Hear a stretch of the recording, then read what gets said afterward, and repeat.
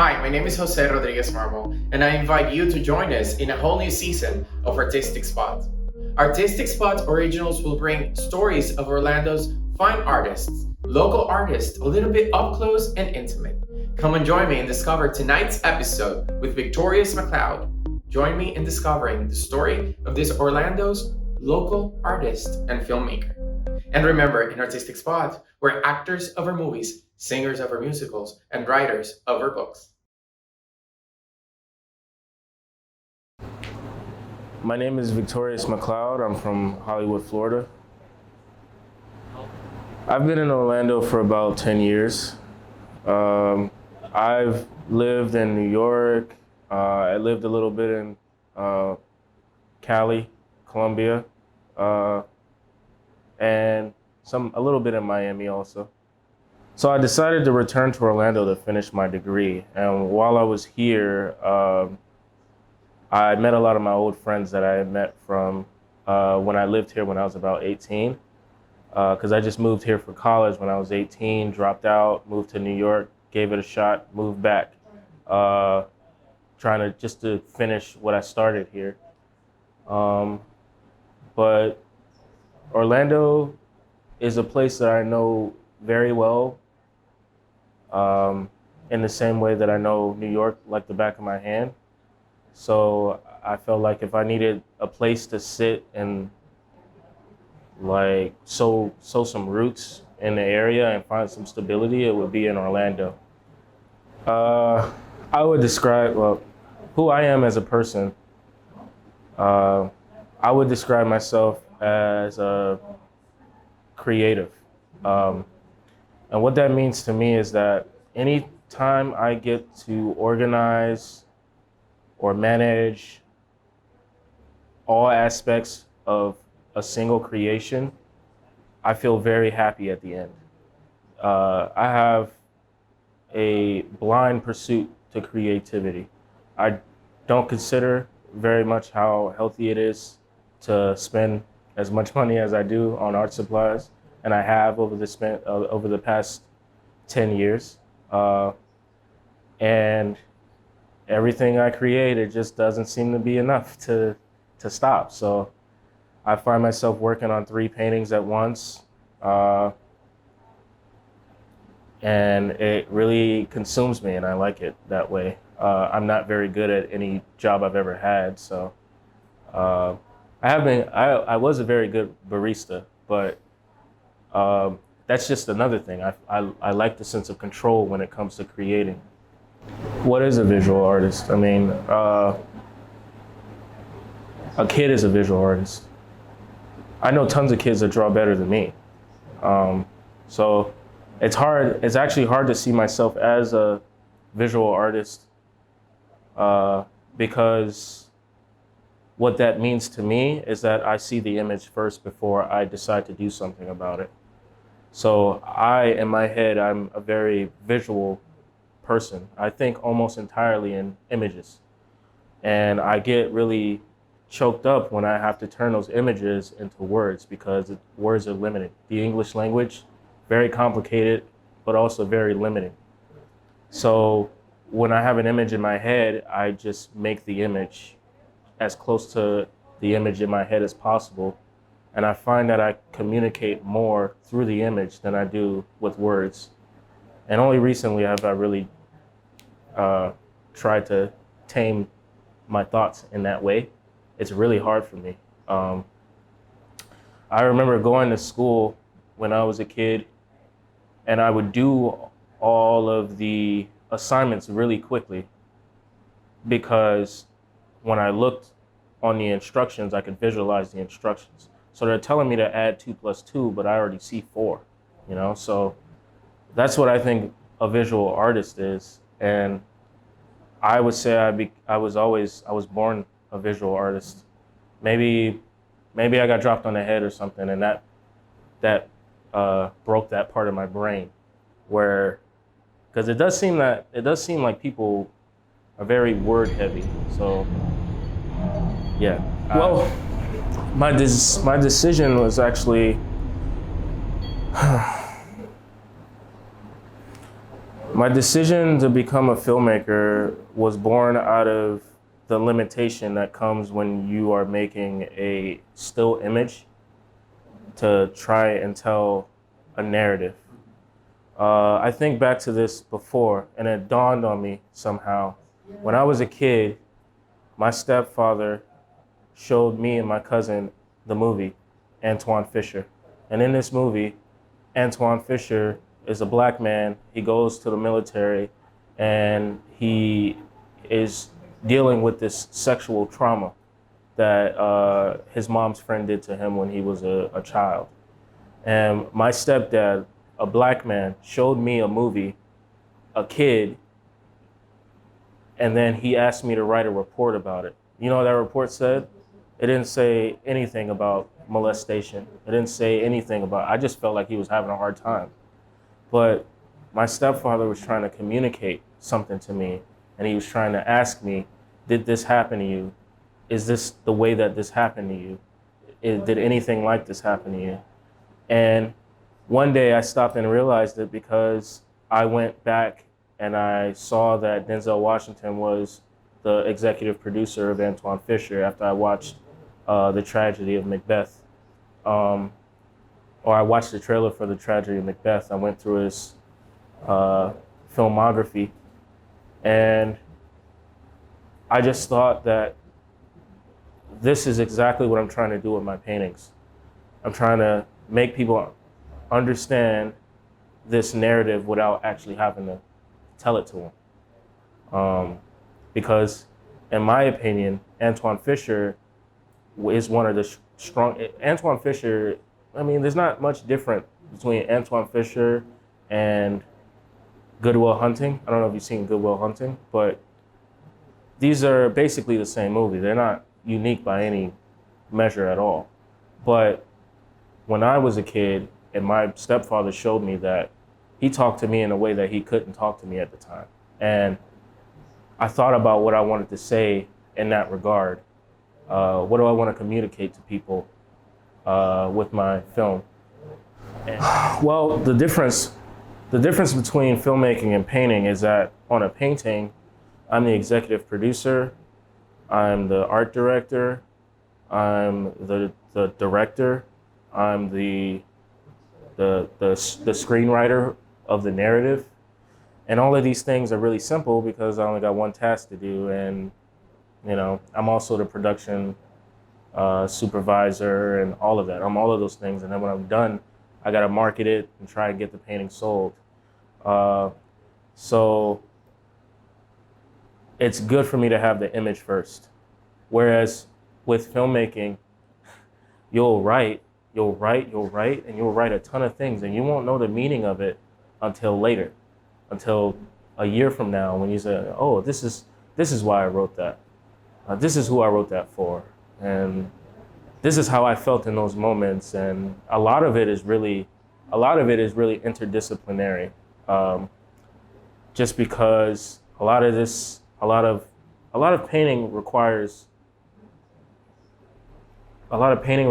a sense of isolation from other people. At least that's where my main source up until recently when I got married. The main source of my inspiration was my loneliness, and I just kept painting myself because I didn't know what to do with another person. I didn't know how to connect with them when they were my model.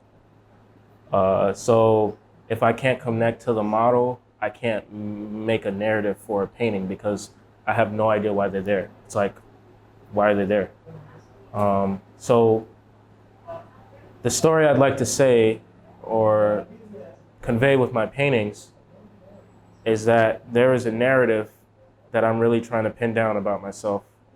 And by the end of my lifetime, I'll have pinned it down.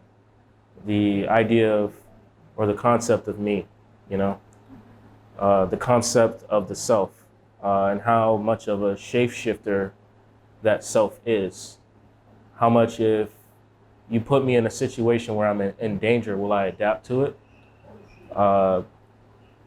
If I'm alone, will I take care of myself? Things like that. because I've experienced a lot of opposition, and from the universe, just to teach me about myself. Not from any person in particular, but I feel like every painting is like a Arthurian trial, where you have the knight, and the knight goes out, and as he goes out into the world, he's tested on every single part of his knightlyhood, his chivalry, basically. And that's how I like to see every painting, as an epic or a journey that I've gone on, and I've come back with a story that I can tell my kids. And I mean, hopefully none of them sell, and then my kids have a bunch of family heirlooms, you know? SelfCare is a double self-portrait. So it's a self-portrait with me at age 5, being held by myself at age 25. And the way this painting came about, I was in a really bad place emotionally before I decided to go back to school and finish my degree. And I had a lot of negative self-talk, and I still have an issue with it. I'll convince myself that I'm terrible at everything, when in reality, I would say that I'm probably the smartest person I know, other than my wife. My wife's brilliant, way smarter than me. But self-care came out of a time where I feel like I was the most negative I could be to myself. It was almost like a self-fulfilling prophecy. Because when you're someone like me who has so much potential, if you believe that you can't do it, it's like a big roadblock.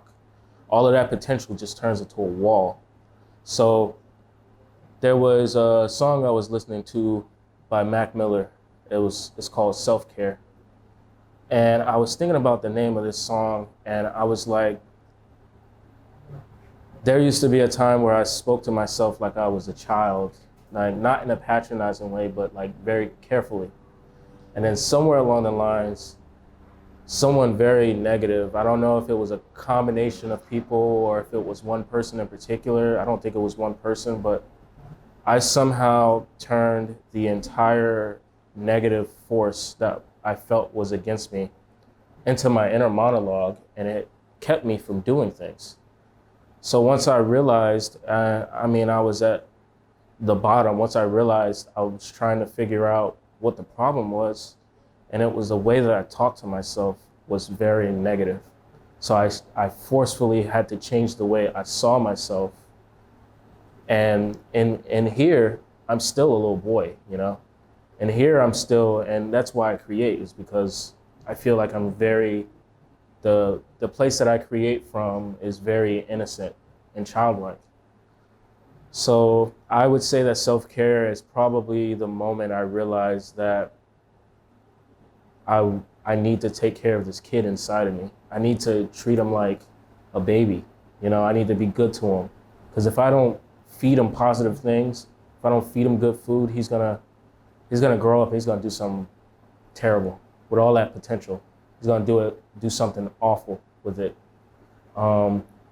And I think that the exhibition is an ode to that innocence. Because I meet a lot of people who are artists and they're afraid to do it full time.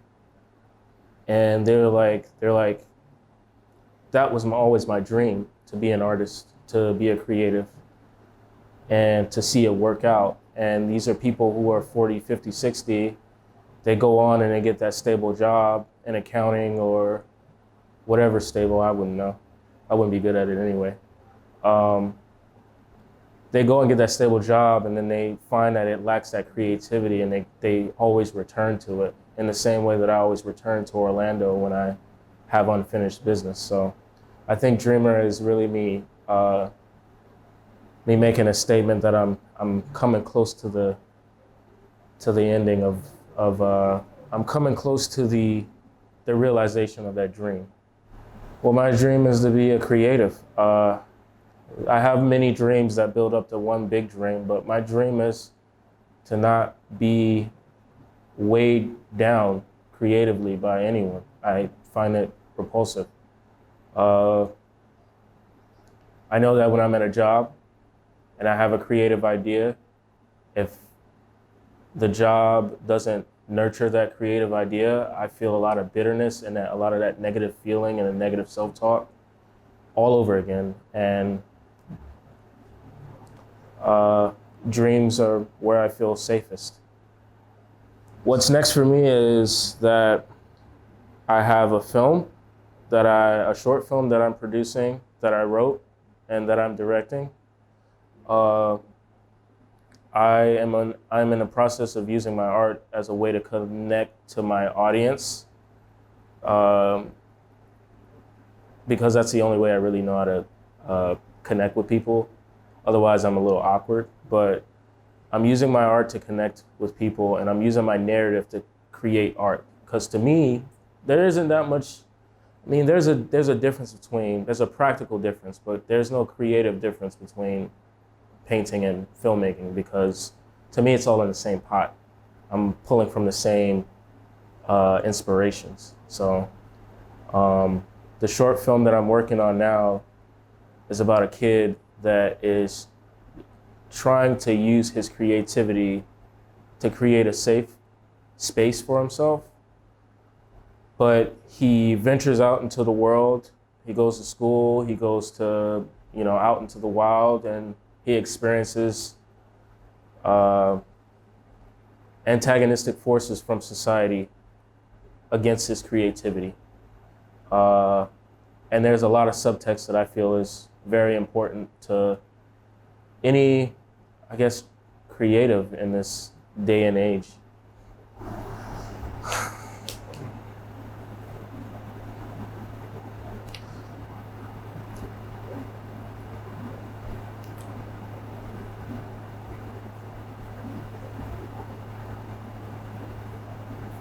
That's a good question.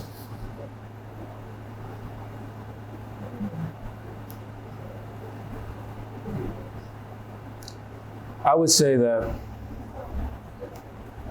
let people dream.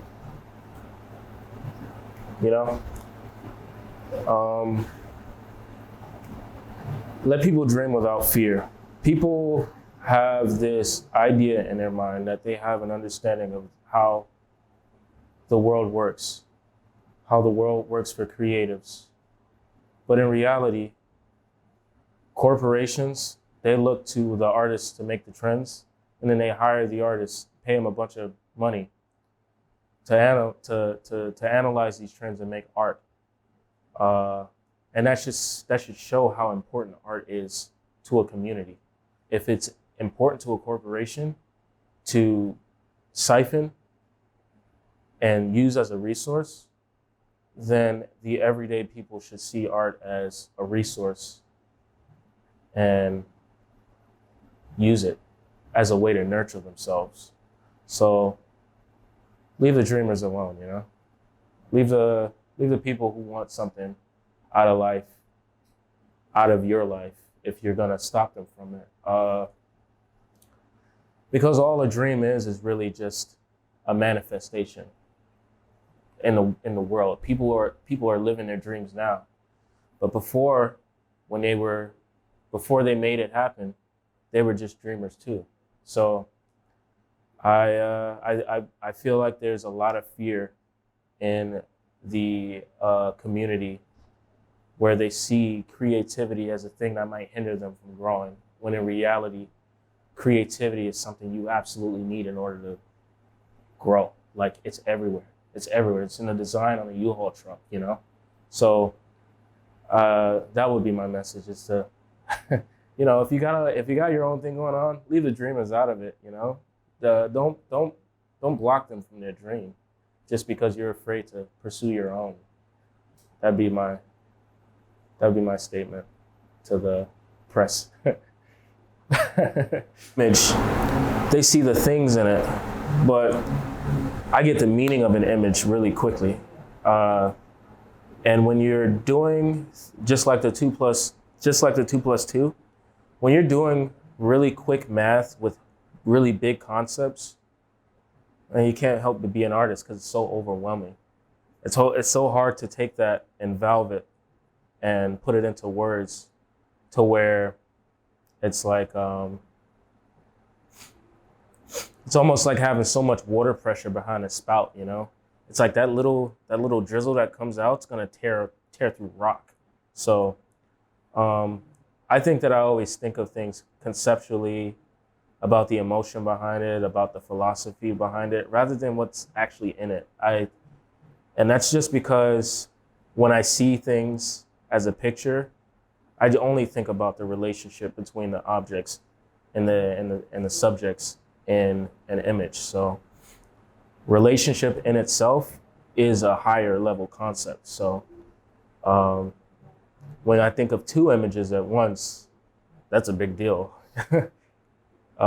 Because then it's relationship between two images, which is more like a gallery showing. Like here, you can see the entire context of me, or at least part of it is limited to the amount of pictures in here. But you can see myself and my story and my context, which I think is really nice. I don't think I've had it like that before, but I'm very excited because people have known me for a while. Brad has known me for a while. I've known Brad for maybe 6 or 7, maybe even 8 years. And he knew me when I was in a tumultuous time. So it's very nice that I'll be able to reconnect with a lot of people that I met a long time ago when I first moved here, and have been like observing my process and my growth for like basically 10 years. You know, when I moved to New York, a lot of people reached out to me and asked me if I needed any help or any support. And when I was in a lot of binds, a lot of those people showed me that they believed in me, you know, and they put their money where their mouth is. They really helped me out of a lot of jams. So I'd like to think of this as a way to reconnect with all of the people who are familiar with me and correct some of the narratives that may be floating around on social media, you know, because I really dig the idea of taking back the narrative about things that happen in your life. And because I know that even with your favorite painting, The Walker, I felt a great amount of shame when I moved back from New York and I had to start all over again. Because I felt like when I moved to New York, I moved there to become a better artist. I moved there to figure out the career. And when I went there and I apprenticed under different artists, they were doing their profession the way that they knew how. But they didn't have my experience, the experiences that almost held me back. They were free, you know, especially the native New Yorkers. The world is their, you know, playground. So I grew up in a small town in Florida, so I always had the dichotomy of, oh, my name is Victorious and I can do anything, and you're just a small kid that just likes to paint and is from a small town where a lot of people just don't make it in that way. So I think it'll be very good to have people see my new work in person. And a lot of people don't. I never leave the house. So I'm the classic hermit. So me, my wife, and my dog, we stay home all day, especially in this pandemic. And I mean, I'd like to tell my friends I made it out. When I was younger, I'm still young. So see, that's the self-talk. But when I was younger, I had a lot of internalized issues from my dissatisfaction with my home life, and it made me very bitter. It made me very negative. I was also diagnosed with ADHD, and I was taking medication for it, but the medication didn't help. It made it worse. It made me internalize every negative feeling that I've ever had. And this is good for the art. but it wasn't good for my health. So I had to find another way to create, and another way to manage myself. I had to learn about myself. I had to figure myself out the hard way. And I couldn't do it while I was in Fort Lauderdale or Orlando, because these are places that were comfortable for me. So like there's something I'm going to jump into screenwriting and how screenwriting has contextualized my entire life. When a character is in the first act, this in a 3-act structure, the character is in a complacent, comfortable place. It's the old world. And then something happens to them where they break into the second act. They have to make a decision about how they're going to adapt to this change in their routine. And that for me was a very hard transition. Because when I moved to New York, reality hit me. The reality of being in a big city that's not like the small town I lived in, or the Orlando's landmass is wide, so it's like, it's different. Being on top of people, being with creatives and knowing how that creative deals with the disappointment of not making the sale, and they're big and they're like already at the peak of their career and they didn't make any sale in their solo show. These are things that I wanted to know how it was. And when I went to New York, I found out it's hard and outside. It's hard in the second act. But something happens in the second act that changes a person to be able to take on the final threat at the end. Something happens to them. Maybe they realize something.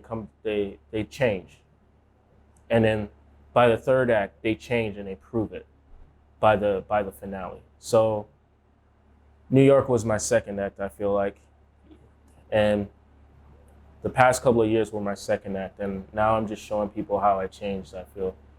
I don't know if that makes sense, but I've been locked in the house with screenwriting for the past 6 months, so it's everything now.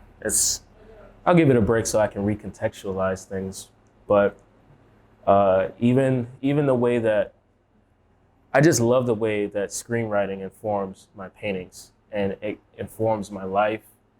It informs story, because I think that's something that everybody here is trying to figure out, is like, what does it mean? What does it mean, okay? What does a story mean is usually how we figure out what our lives mean. We take all the elements of our life and we try to extrapolate meaning from it. With a screenplay, you write the theme of your life first. The theme of my life was that I always wanted to be great, and I didn't know how. So in my second act, I decided to go to New York to figure out.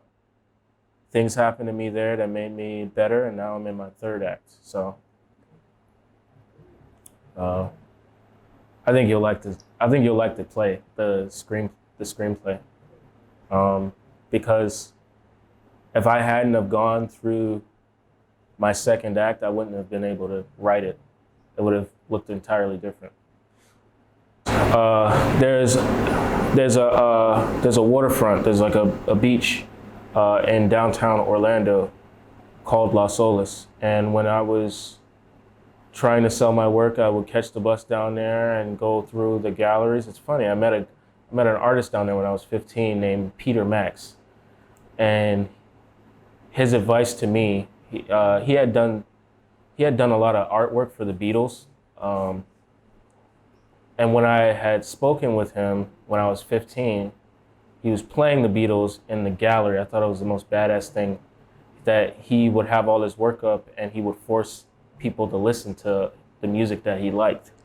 And then when I asked him if he had any advice for me, he said that to paint things that people don't care about. And that really stuck with me because I always felt like people didn't care about me or care about my story or care about my life. And the challenge definitely has been finding value in my own personal story. But yeah, I will go down to Las Olas and try to network, and it's a bunch of paintings of the beach, a bunch of paintings of palm trees and the beach, and I don't paint stuff like that, not even at the time. So I figured that my work wouldn't do well there, and I felt a big sense of rejection from Fort Lauderdale and Hollywood and South Florida and Florida in general. I felt a big sense of rejection because I just felt like people didn't like my art because it was about me. So Las Olas is about that. There was a time I was down there and I looked off into the horizon, and there was a big cruise ship because this is like a bay area. This is like a port area. So cruise ships coming in and out of there all the time. And I could look off into the distance and there was this fire on this cruise. And I was so taken by it. And I was like, I always wanted to paint it. So I put a little guy, when I was developing the painting, I made a little guy in the background, but the figure was so small, but big in relationship to the cruise. So I cut him out of it almost entirely and just put the life raft, and then I put this flare in the air, like he had just shot a flare and he was asking for help. And that's kind of what my narrative was at the time, where I was like, I want to escape this kind of these negative feelings, this rejection that I feel. And I didn't know it at the time, but it was something that I had always dealt with, even when I moved to New York. As I started to feel very rejected by the people who were already established there, it gave me a lot of anxiety to deal with. So now I'm a lot more open to talking about my work. I mean, but I don't know. I really like that painting, especially for the UFO in the background, which is always a thing that I have in my paintings that shows that I felt alienated at the time. I also feel like a weirdo, so yeah. But I think that, I don't know. I don't know why I decided to write that now, but I'm in a very retrospective period. Now that I'm married and I have kind of everything that I've ever wanted in my life, at least the start of it, I think back and I'm like, I'm glad I got to experience all those things. And now the anxiety comes from not having it anymore, losing it. So, I love creating. It's not even like a passion, it's like a compulsion. It's like I can't really help it anymore. And my wife's my biggest fan because she knows how much I love it and she loves me, so she supports me with everything that I do, and I really appreciate her for it. Like, the paintings wouldn't look as good, and they haven't looked as good up until, well, let me change the way I say that. I've only become satisfied with my work as I've met a person that I could never be rejected from. I could never feel any sense of rejection from her. So it's made it very easy to change the way I think about my life. So, and I'm very appreciative to her for the opportunity because I never thought it was possible before. But I mean, that's my wife for you.